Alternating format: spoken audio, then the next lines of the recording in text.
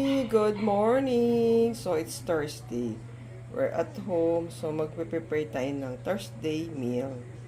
Lunch and dinner na yan. So, we're cooking puchero. So, ayan yung chicken natin.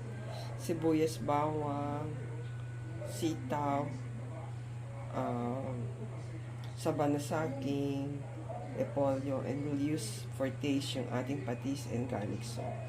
And lalagyan din natin ng sugar para medyo matamis-tamis ang ating pochero.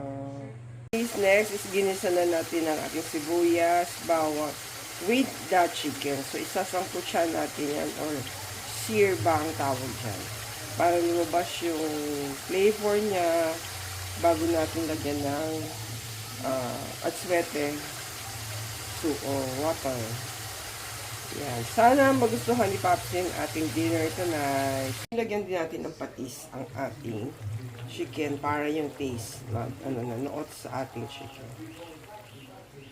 For taste. Nasangkutsa na natin ng chicken. Lagay na natin yung soup. At saka soup, water, and siguro pwede natin lagay yung sitaw or the saging. Tignan natin which one will we first lagay here. Ito, nalagay na natin yung saging. Last na lang yung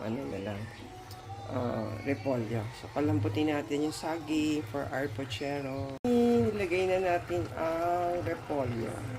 Yan. So, maluluto na ang ating pochero.